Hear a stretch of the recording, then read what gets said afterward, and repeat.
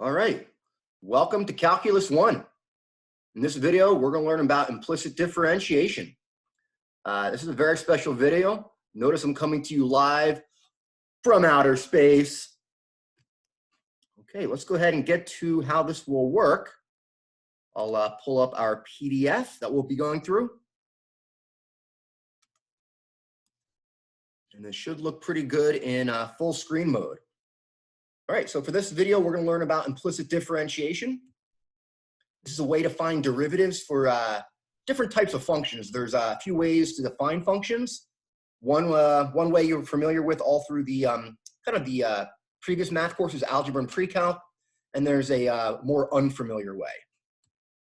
All right, so these two main ways to define functions.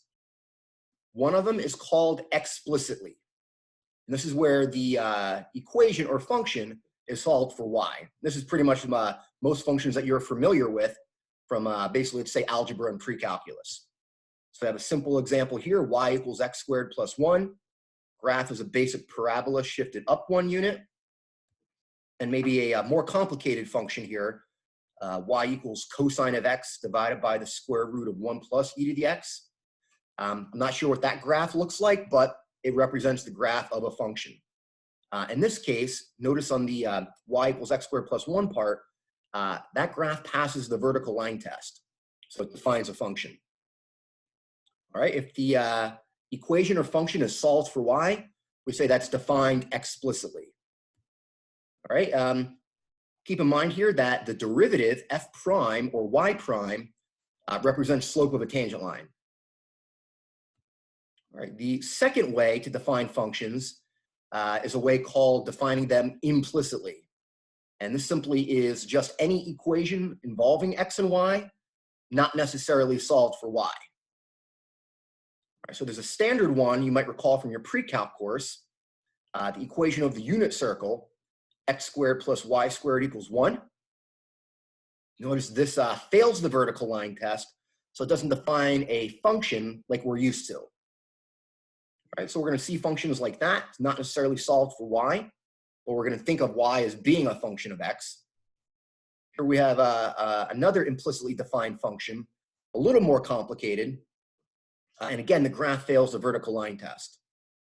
So kind of thinking back to the before, in the explicit case, f prime represents the slope of a tangent line. We might be interested in now, in this case, functions defined implicitly, how we can find slopes of tangent lines in this case.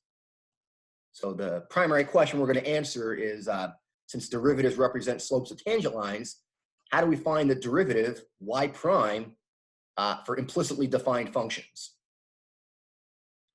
All right, so we're going to get to an example that will illustrate what I call the main idea of implicit differentiation. And we're going to start off with kind of two simple examples, the derivative of x cubed and then the derivative of y cubed. All right, the first one, differentiating x cubed, basic power rule, no tricks, it's 3x squared, pretty simple. All right, now for the derivative of y cubed with respect to x, we have to keep in mind here we're making an assumption when we deal with things not solved for y.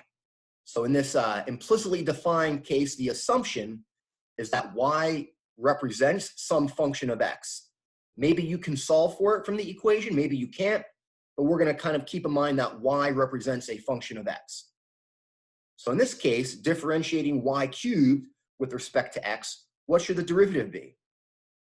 Well, unfortunately, it is not 3y squared like you might expect applying the power rule. We have to keep in mind y is a function of x, y cubed is then a function inside a function. That requires the chain rule. So we're left with this. What is the derivative of y cubed with respect to x? Let's take a look at how that works if we actually have an explicit definition for y. So we're just going to make this up. We're going to say y right now is y equals 1 plus x squared. We're just making that up to illustrate the main idea. If y is 1 plus x squared, y prime is 2x. All right, we can rewrite y as 1 plus x squared before calculating a derivative. And we get this expression, 1 plus x squared, quantity cubed. And now we can differentiate that as usual using the chain rule. In fact, we're going to apply the special case, but we've been calling the general power rule. So we bring the exponent down, keep the inside the same, subtract 1 from the exponent, and then multiply by the derivative of the inside. The inside derivative giving us that 2x factor at the end there. All right, so this is the explicit definition for derivatives. Everything has x's in it, applying basic chain rule and product rule and quotient rule maybe, and we get this mess of an expression for x. Well, if we rewrite it in terms of y, notice the part with parentheses, we can rewrite that as 3y squared. The 2x, we can write that as y prime. We can now express the answer here for the derivative of y cubed entirely in terms of y's. And we get as the end result here, 3y squared times y prime. So notice it's close to what we would have expected from the power rule above for 3y squared. But now we have this extra factor, y prime. That shouldn't be surprising. Y is itself a function. The y prime is then the derivative of the inside, applying the chain rule. So here we're just summarizing that. The derivative of y cubed with respect to x is 3y squared times y prime. Maybe you write y prime as dy over dx. This brings us to what we'll call the main idea of implicit differentiation, which ultimately comes from the chain rule, which is whenever you differentiate something with y in it, multiply by y prime. Okay, so let's see this main idea in action in kind of a side-by-side familiar examples for explicitly defined functions, and then similar side-by-side implicitly defined functions not solved for y. All right, so our first example here was what we just covered. The derivative of x cubed is 3x squared, basic power rule. All right, for now the derivative of y cubed, we get 3y squared, but because we're differentiating something with y in it, we multiply by y prime. All right, let's take a look at another example. The derivative of e to the x, which is itself e to the x. What if we change that to the derivative of e to the y? Well, it should be the same thing, the exponential function, e to the y, but from implicit differentiation, the main idea, we multiply by y prime. And maybe at this point, you're starting to see the pattern. Whenever there's a y in it, the derivative multiplies by y prime at the end. All right, let's say we were differentiating cosine. The derivative in that case is negative sine of x. What about now the derivative of cosine y? Well, it's the same thing, close. Negative sine of y times y prime. All right, let's look at one last final example. This one's a little more complicated. Take a moment to think about what rules you would use to differentiate that.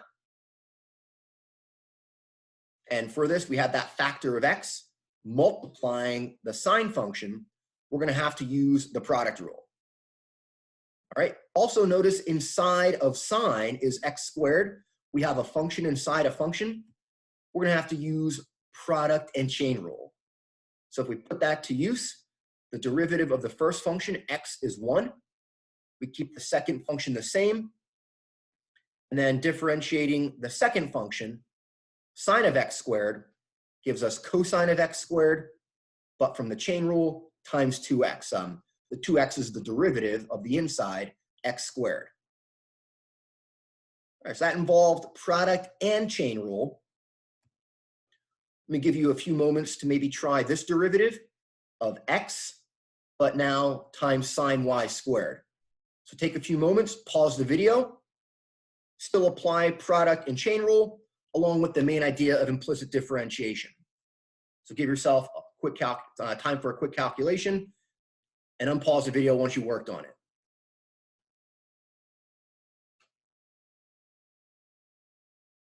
All right, welcome back. If we apply the product and chain rule, kind of as the example on the left, we get something similar. The derivative of x is still 1. Keep the second function the same, sine of y squared. But now when we differentiate the second function, since that has a y in it, notice it's almost the same as before, but we have to multiply by y prime at the end. And that's the only exception. Okay, so before we get to some real examples of what you'll see in the homework, on quizzes and exams, we're going to briefly summarize what we'll call the process of implicit differentiation, as we're going to use it in the following examples.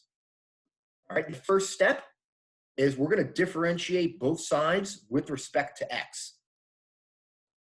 This is kind of like your main rule or fundamental rule of algebra. What you do to one side, do to the other. But instead of adding or multiplying to both sides, now we're differentiating both sides. And once we do that to our equation involving x and y, once you differentiate both sides, you can then just solve that expression, that whole mess of an equation, for y prime. So it sounds really simple, 2 steps, but it's going to involve, for some examples, quite a lot of work. Keep in mind, you might have to apply the product rule, quotient rule, and the chain rule, maybe in some combination altogether, to do that first step of differentiating both sides. So we're going to take a look at some examples on how this works. Feel free to pause the video at any time you'd like to work on something. And let's get to example 1. All right, so for our first example, this one we're going to do quite a lot with. So some of the more subtle issues with implicit differentiation will come up in this example and a follow-up.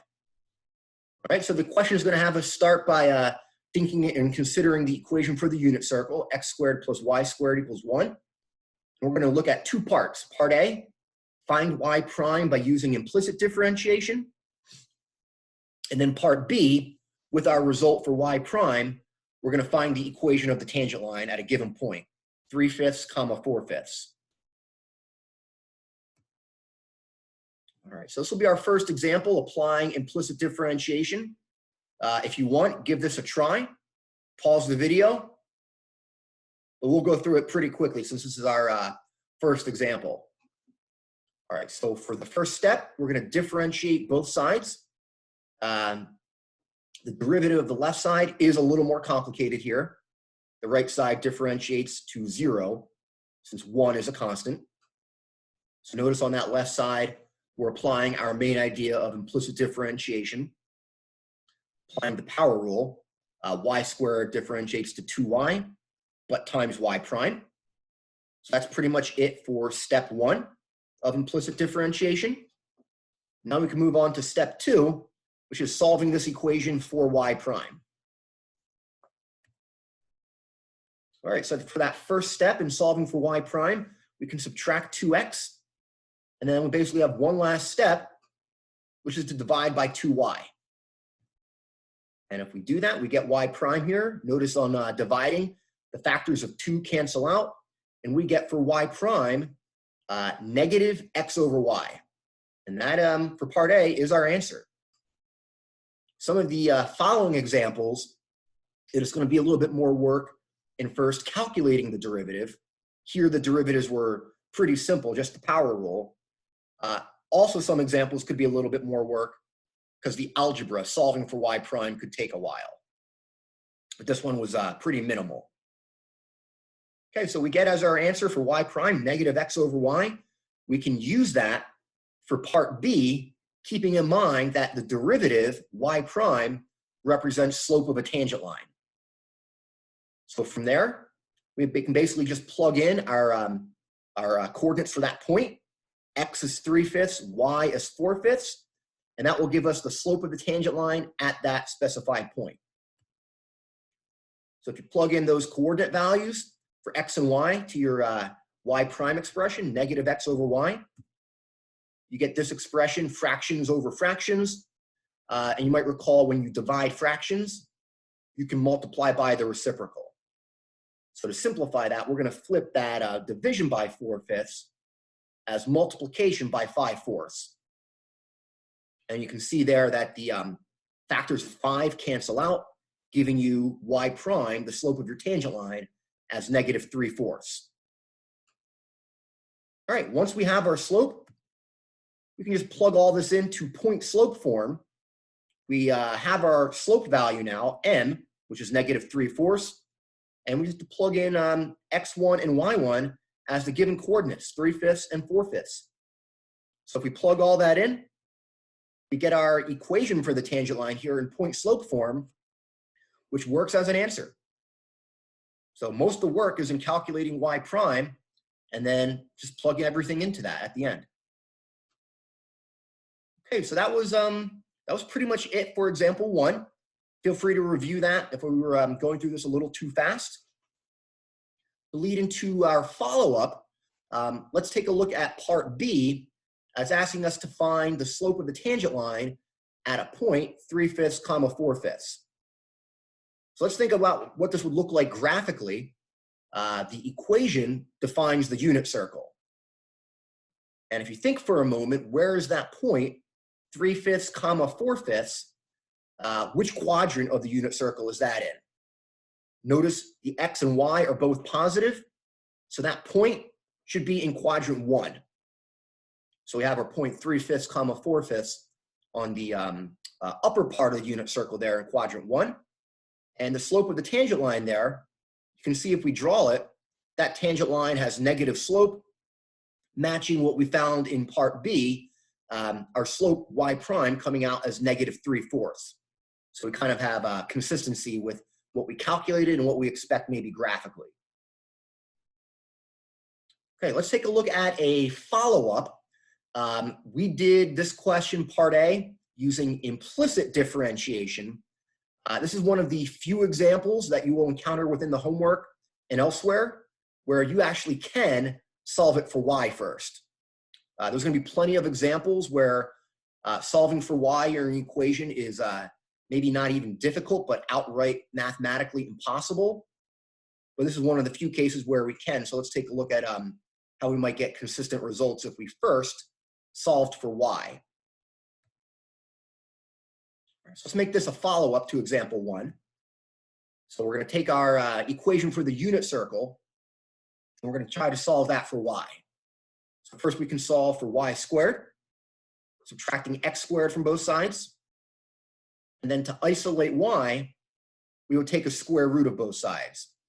Keeping in mind, when you take a square root, you have to account for going backwards with the plus or minus. All right, now the unit circle as a whole defines the unit circle.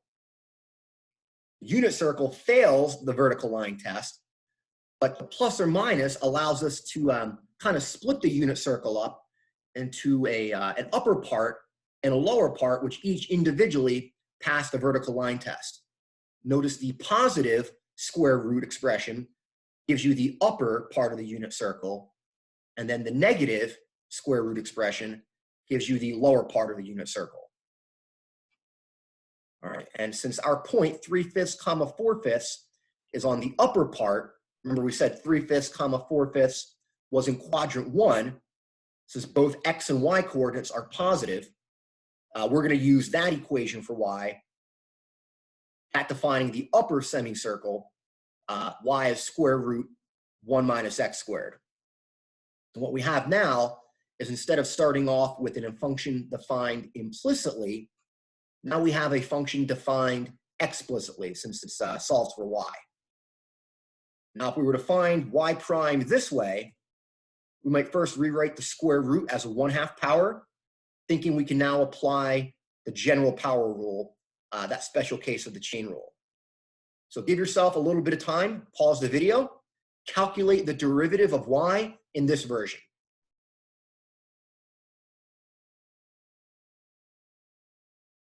Okay, welcome back. If we apply the chain rule with the specific version of it, the general power rule, we bring the exponent down, subtract 1 from the exponent, and then multiply by the derivative of the inside. Notice the inside, 1 minus x squared, differentiates to negative 2x. All right, if we simplify that, the 1/2 and the 2 cancel out. You can rewrite the negative 1/2 power as a square root in the denominator. Recall negative exponents put factors in denominators, and we get this expression for y prime, which does look a little bit different than what we found in part A. All right, it's consistent if we keep in mind that we're using y as the square root expression.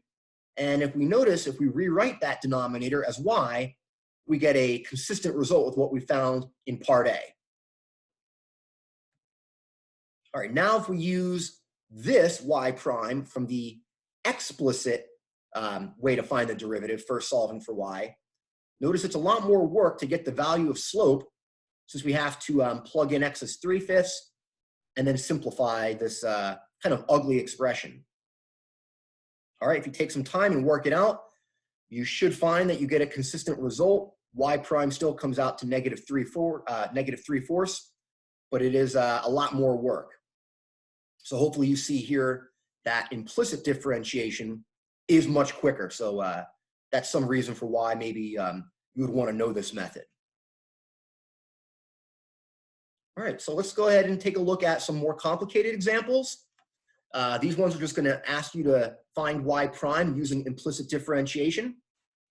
We have 3 examples here, kind of in increasing difficulty. Some of them require the product rule. Some of them require the product rule maybe twice. Some of them maybe require multiple differentiation rules together. So pause the video, give an attempt at these. This would be like what we would go through in class when I would give you examples to try. So pause the video, give yourself several minutes, attempt working them out, and then check back in.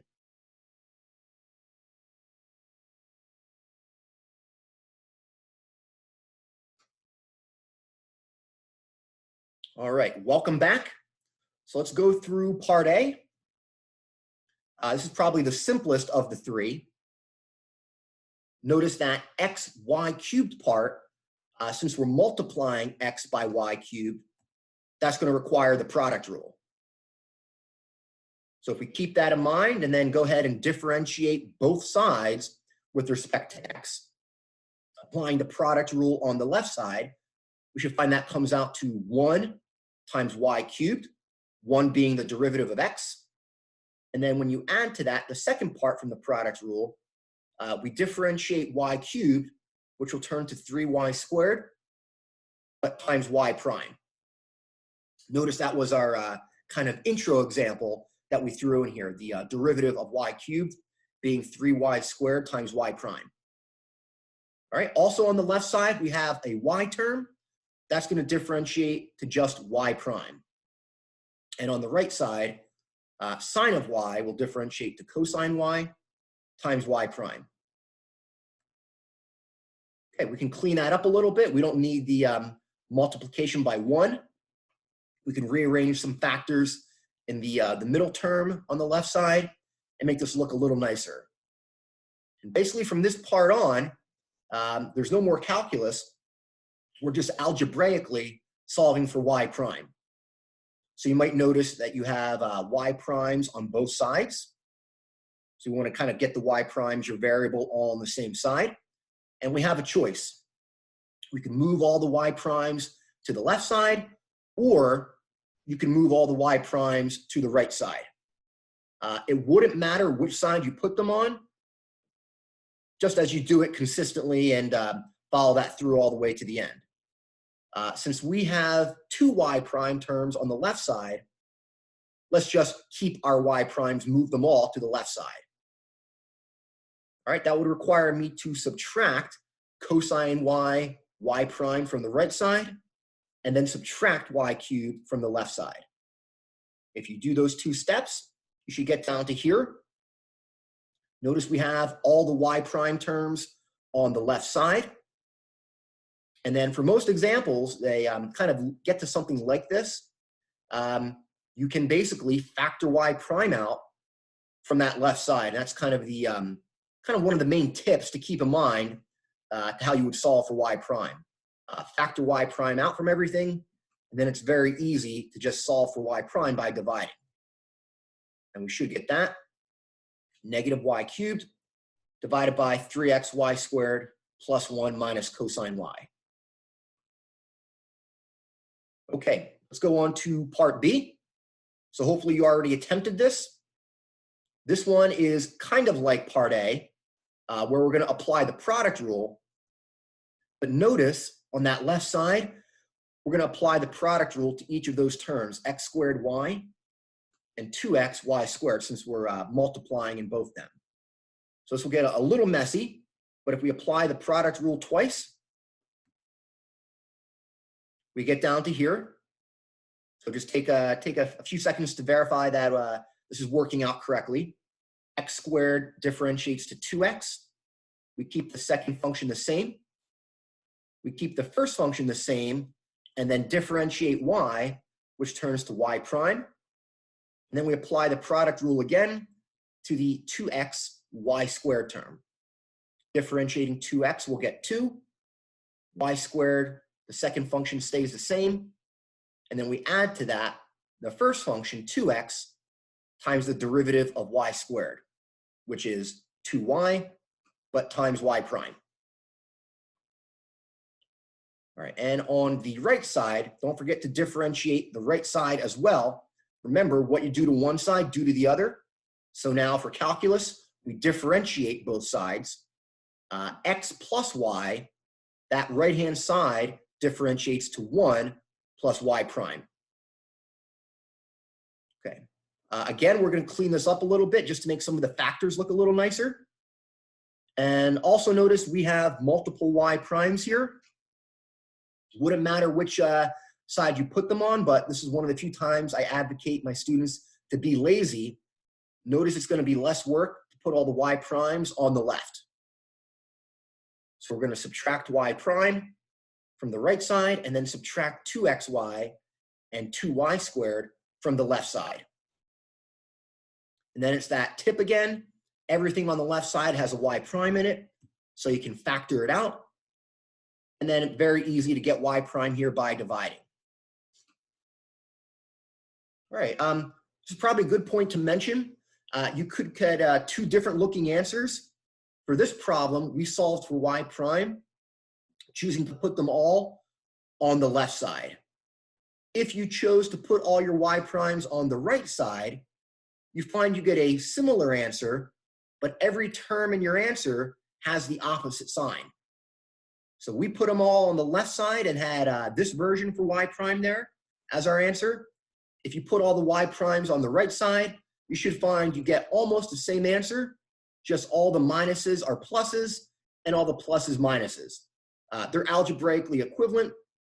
If you were to multiply numerator and denominator each by -1, that would allow you to convert from one answer to the other. Both are fine for homework, quizzes, and exams. All right, let's move on to our last example, part C. This one is going to be the trickiest of all because we have e raised to a function. We're going to have to apply the chain rule. And because the inside part, xy, is itself a product, we're also going to have to use the product rule. All right, so differentiating that left side, we're going to have to use chain and product rules. We're going to keep in mind a special case here, the general exponential rule. For when you have e raised to a function, we get e raised to that function, but times the derivative of the inside there. And that inside for this problem, xy, that's going to be where we require the product rule, along with implicit differentiation.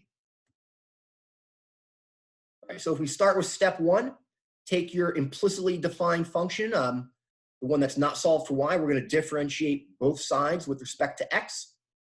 Left side is going to be a little bit more work, but using the general exponential rule, we get this, the original exponential function, e to the xy, and then times the derivative of the inside, which we can find using the product rule with implicit differentiation. So notice there that xy differentiates to 1 times y plus x times y prime. And that was, again, applying the product rule to get that, along with implicit differentiation. Okay, if we differentiate the right side, which is considerably simpler, that right side only requires the power rule. we get 1 for the derivative of x, and the derivative of y squared, 2y times y prime. This one's a little trickier to solve for y prime, since you have y prime inside a set of parentheses on the left side. So what we can do first is distribute that exponential factor and then add and subtract terms around. So if we distribute e to the xy through the parentheses, we should get down to here, and then we can pick a side to put our y primes on. Doesn't really matter here since there's only one y prime on both left and right sides. It's pretty much the same amount of work. I'm going to choose to put all the y primes again on the left side, and I'll subtract anything without a y prime to the right side, that being y e to the xy. At this point, it's the same kind of second to last step. You can factor y prime out, and then if you divide, you get y prime by itself. And had you chose, like we mentioned in part B, to put y prime on the right side, you would have had an answer with all the negatives and positives switched around, which for this example would look like that. Both are fine. Both are algebraically equivalent. All right, now this answer has a peculiar third form. Notice from the beginning, we had that e to the xy was equal to x plus y squared. I don't want you to do this for homework examples and answers and quiz and exam answers, but we can do this. You can replace all e to the xy's in your answer with x plus y squared. And if you do that, replace the e to the xy in the numerator and the e to the xy in the denominator with x plus y squared, you get a very different looking answer, one without exponential functions in it. Definitely don't do that. That's just something I wanted to mention for consistency if you're checking maybe other resources online. If it seems like your answer is very different, it might have been because of that, making some replacements from your original equation. But I definitely prefer the original or the algebraically equivalent version, since that's kind of what you get directly by solving. All right, I hope you enjoyed the lecture. Feel free to go back and pause at multiple points as we're working through examples. And stay tuned for other ones. Maybe for the next video, I will be in a different location. Outer space, we'll see.